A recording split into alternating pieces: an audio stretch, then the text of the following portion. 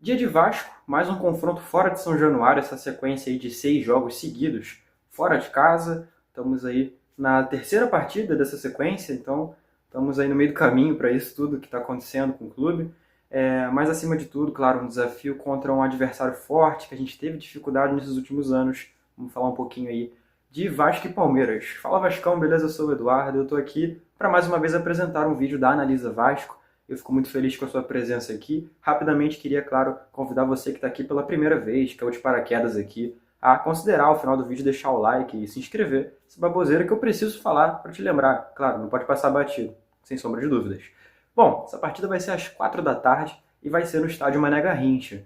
Essa partida o Vasco vai ser mandante dela, né? Mais uma partida que o Vasco manda no Mané Garrincha esse ano, já jogou lá contra o Fluminense pelo Carioca. Mais uma venda de mando de campo, né? Isso aí frustra bastante o torcedor, porque é uma partida que deveria acontecer em São Januário, verdade seja dita, e é uma partida que não acontece em São Januário desde 2019, 2020, para falar a verdade, mas com a torcida 2019, né? Porque 2020 foi o ano lá da pandemia e foi uma partida sem torcedores na colina histórica para enfrentar o Palmeiras. De lá para cá, as equipes voltaram a se enfrentar, com o Vasco sendo mandante, mas sempre fora do Rio de Janeiro, né? A gente teve, por exemplo, aquele Vasco e Palmeiras de 2023 também no Mané Garrincha, com aquele golaço do Paulinho, que foi anulado, né? 2024, mais uma vez o Mané Garrincha. Na verdade, o Mané Garrincha tem virado o local para essa partida, tem virado o real mando de campo do Vasco, né? E, infelizmente, o Vasco não tem conseguido bons resultados como mandante contra o Palmeiras. Ano passado, uma derrota em 1-0, com aquela infeliz falha do Ryan, né? Que a gente comentou bastante na época. 2023... foi uma derrota também, né? Enfim, e como eu falei, teve esse gol do Paulinho, golaço de fora da área, que foi mal anulado e tal. Enfim, uma narrativa que tem sido bem desfavorável ultimamente. O Vasco que não vence o Palmeiras já tem algum tempo.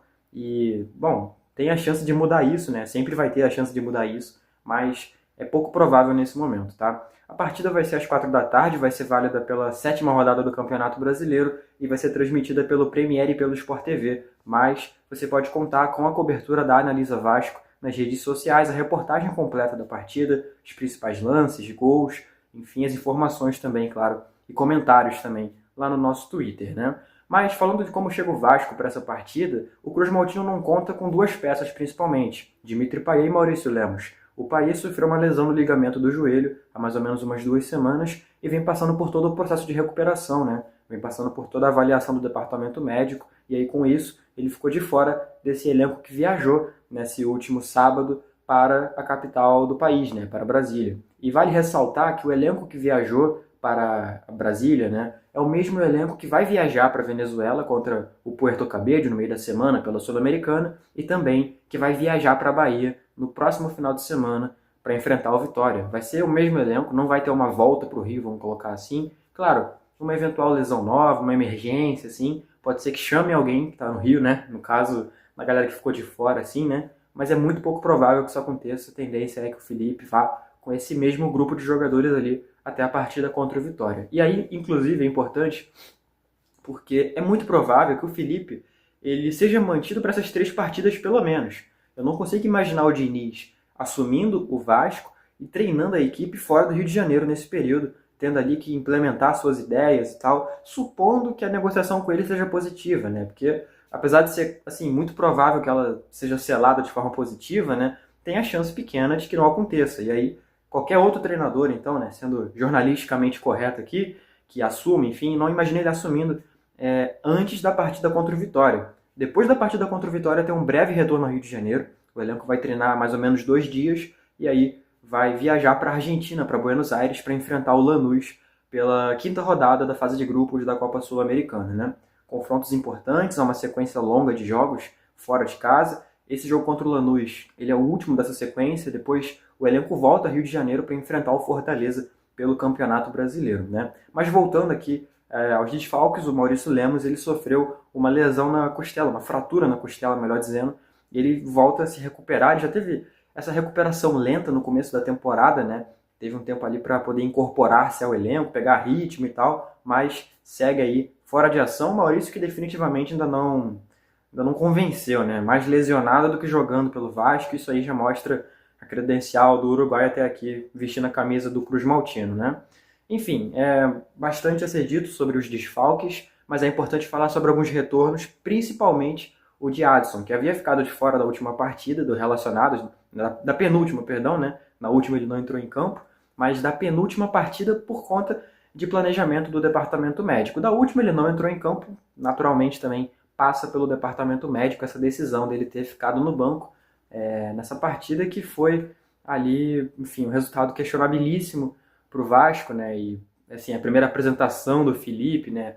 Esse empate com o Operário ali pela Copa do Brasil. Então o Adson ele volta a ser relacionado, é positivo demais vê-lo ali voltando, tendo sua minutagem, torcendo que ele logo aí esteja à disposição do elenco. Outra coisa muito positiva, né, é perceber o Juan Esforza nessa relação. Ele vinha perdendo alguns jogos na lista de relacionados, ainda quando o Carille era o técnico, né? E, enfim, vê-lo aí na relação é muito importante, ganhando essa minutagem, quem sabe, e essa oportunidade para mostrar que tem condições de jogar e de conquistar a sua vaga nesse time, né? O mesmo para o Matheus Carvalho, que voltou a ser relacionado, assim como o Esforza vinha perdendo alguns jogos aí, de nem ficar entre os relacionados, né? E agora está totalmente de volta aí. Tietê também, que recentemente teve um problema com o filho recém-nascido, o Puma Rodrigues, que no caso foi pai, né? Ficou um tempo aí de fora também. Então positivo ver o Vasco dentro daquilo que dá para dizer que é a sua força total nesse momento. Claro, desconsiderando aí as lesões, né, do Payet e do Maurício Lemos, mas assim, sem grandes opções, ficando de fora. Tem esse debate sobre o Capasso que não estreou pela temporada, tão longe de ser um jogador indispensável, né? Claro, fica na especulação da qualidade que a gente sabe que ele tem, né? Mas na prática não tem sido útil, não dá para considerar como um desfalque, na minha opinião. Enfim. E o David teve a atualização mais recente também, né, desse retorno dele, está previsto aí para o final de junho. Esse período ali, provavelmente, enquanto acontece o Super Mundial, ele vai retornar então aos treinos em grupo, e aí torcendo que na partida contra o Botafogo, já no retorno do Super Mundial, né, a gente já consiga tê-lo em campo e vestindo a camisa do Vasco e voltando a fazer os gols que ele tanto fez na temporada passada, em que ele foi vice-artilheiro da equipe, né, cabe lembrar.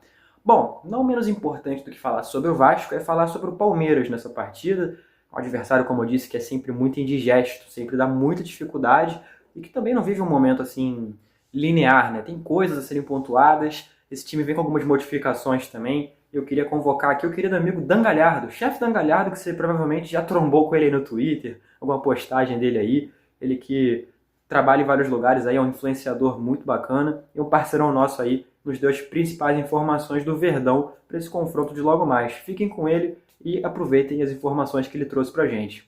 Fala galera, Chefe Dan aqui na área e o Edu pediu para eu falar um pouquinho do Palmeiras, que amanhã tem Vasco e Palmeiras de novo lá no Mané Garrincha em Brasília. O ano passado o Palmeiras ganhou com o gol do Flaco Lopes, acho que teve um erro do Ryan, né? Que o Ryan acho que cometeu um equívoco ali, aí o Flaco Lopes entrou na saída do goleiro, fez o gol do Palmeiras e foi 1-0, mas foi um jogo truncado. Nesses tempos aí, Palmeiras e Vasco vêm sendo jogos truncados, né? E acredito que amanhã não vai ser nada diferente, né? O Vasco agora sem o Carille, né? O Palmeiras vem de uma sequência de quase 5 anos do Abel Ferreira, né? E acredito que amanhã, com essa saída de treinador, o elenco, né? Dando uma respirada ali e tal, acredito que vai ser um jogo, acho que os jogadores do Vasco vão, sei lá, performar melhor do que eles vinham performando, né, nesses últimos jogos, tá certo? Falando no jogo de amanhã, um pouco do Palmeiras, acredito que o Palmeiras não vai mudar o esquema tático que ele vem adotando. Ele vem adotando um esquema com 2/3 zagueiros, sendo o Giai um zagueiro que tem mais saída ali pela direita, o Gomes mais centralizado e o Bruno Fux ou o Benedetti. Eu prefiro o Bruno Fux, por incrível que pareça, né? Porque a gente tem a ausência do Murilo e do Mikael, né, que jogam pela esquerda, e o Benedetti, no último jogo, ele teve aquela falha ali contra o Bahia, tal. O Palmeiras vinha de uma boa sequência de vitórias, e eu não sei o que o Abel Ferreira pensa sobre isso. Ele está dando uma poupada, né, nesse time, está mesclando os times para jogar tanto o Brasileiro quanto a Copa do Brasil, quanto a própria Libertadores, mas o esquema acredito que ele vai permanecer, né? Vamos vir com uma dupla de volantes, um volante mais fixo, que eu acredito que seja o Aníbal Moreno, porque o Emi Martínez jogou o jogo contra o Ceará. O segundo volante vai ser o Richard Rios, quase que certeza, porque também quem jogou titular foi o Lucas Evangelista, né, contra o Ceará na Copa do Brasil. No ataque o Palmeiras tem muitas opções, porém acredito que algumas peças o Abel ele não mexe. Por exemplo, o Felipe Anderson pela direita, ele não vai mexer, ele encontrou, né, o Felipe Anderson jogando ali aquele corredor da direita. O Felipe Anderson vem fazendo partidas mais regulares do que vinha fazendo antes, jogando tanto na esquerda quanto centralizado, né? Para fazer dupla ali com o Felipe Anderson, o Estevão vai continuar fazendo meio que esse ponta direita mais meia, né? O Estevão ele continua. Na esquerda, eu tô com uma dúvida se ele vai colocar o Paulinho, tá? Ou ele continuará com o Facundo Torres. Lembrando que o Facundo Torres jogou, acho que todos os jogos da temporada, né? 20 e tantos jogos, o Facundo jogou todos os jogos da temporada. E ele tem um fôlego absurdo, esse menino, né? O uruguaio joga demais. E acredito que ele vai manter, né, essa pegada. Lá na frente, eu acho que ele vai de Flaco Lopes, tá? Porque ele jogou com o Vitor Roque também contra o Ceará, ele tá dando, né, essa minutagem para todos os jogadores, tal. Acredito que ele comece com o Flaco Lopes, beleza? Mas é isso, o Abel tem muitas peças no ataque para colocar, para tirar, para mudar o esquema, né, das posições do ataque, mas o sistema de jogo eu acredito que vai permanecer o mesmo, que é um sistema de jogo que vem dando certo. O Palmeiras agora está um time mais positivo, o Palmeiras está atacando melhor, está sabendo melhor utilizar os corredores, né, jogos centralizados também. Né, acredito que ainda falte um pouquinho para a utilização do pivô ali, tanto com o Vitor Roque quanto com o Flaco Lopes. O Palmeiras não utiliza muito esse pivô para fazer as jogadas. Né? O Palmeiras é um time muito direto pelas laterais, até por enfiada de bola, os zagueiros trabalhando bastante essas bolas mais longas, né? Mas é isso. O Palmeiras ele vem, né, tipo, de jogos fora de casa, tem uma sequência muito boa, mais de 20 jogos sem derrota, invicto há muito tempo fora de casa, né? Já dentro de casa, no Allianz Parque ou nos estádios aí que o Palmeiras joga, o Palmeiras já vem com 50%, 52% de vitórias, né? E é isso, cara. Fora de casa, o Palmeiras tem um timaço, né? Acredito que o Vasco vai ter um pouco de dificuldade para encaixar, né, esse ataque, e se tiver mal posicionado, o Palmeiras é mortal, cara. O Palmeiras ele tá fazendo uma transição de jogo no contra-ataque muito boa, né? Porque tem muito jogador bom ali na frente, né? Os meios de campo eles estão sabendo trabalhar assim, né? E é isso, mas na minha opinião, acredito que não vai mudar muito do que vem sendo esses últimos jogos, Palmeiras e Vasco. Teve até um jogo no Allianz Parque que teve, né, erro de arbitragem, né? Não vem sendo jogos com placares muito elásticos assim, né? E acredito sinceramente que não vai sair disso daí. Vai ser 1-0 para cada lado ou um empate com gols, tá bom?